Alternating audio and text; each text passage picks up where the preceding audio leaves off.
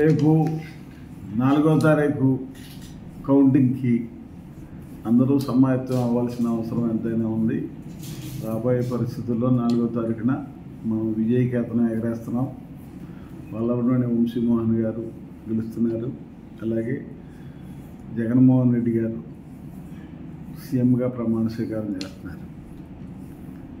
దీన్ని అనుసరించుకొని రేపు రాబోయే పరిస్థితుల్లో మన ప్రభుత్వం కానీ మన ఎమ్మెల్యేలు కానీ గెలవబోతున్నారు. కాబట్టి ప్రతిపక్షం వాళ్ళు ఏమాత్రం రెచ్చగొట్టినా మీరెవరూ బాల్పాడు మండలంలో ఉన్నటువంటి ఓటర్ మహాశయులందరూ కూడా ఆవేశపడద్దు, కంగారు పడవలసిన అవసరం లేదు.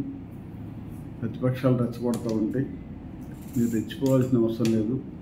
మీరందరూ కూడా మన ప్రభుత్వానికి రేపు లోకల్లో ఉన్నటువంటి పోలీసు ఎస్ఐఆర్కి, సిఏ గారికి, డిఎస్పీ గారికి, ఎస్పీ గారికి కూడా పూర్తి సహాయ సహకారాలు అందించండి. ఎక్కడా విద్వేషాలు రెచ్చగొట్టే విధంగా వాళ్ళు మాట్లాడినా మీరు పోలీసు వారికి ఇంటిమేషన్ ఇచ్చి వాళ్ళ మీద యాక్షన్ తీసుకోమని చెప్పండి తప్ప మనం ఎక్కడా రెచ్చిపోవాల్సిన పని లేదు.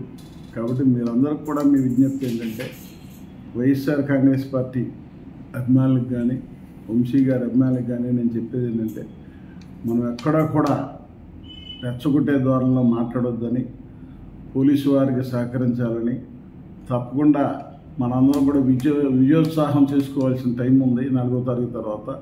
అప్పుడు చేసుకుందాం తప్ప ఈలోపు పోలీసు వారికి పూర్తి సహకారాలు అందిస్తారని, ఎక్కడ విభేదాలు లేకుండా సహకరిస్తారని ఈ బాల్పాడు మండల వైఎస్ఆర్ కాంగ్రెస్ పార్టీ అభిమానులకి, అలాగే వంశీ గారి అభిమానులందరికీ కూడా విజ్ఞప్తి చేస్తున్నాం.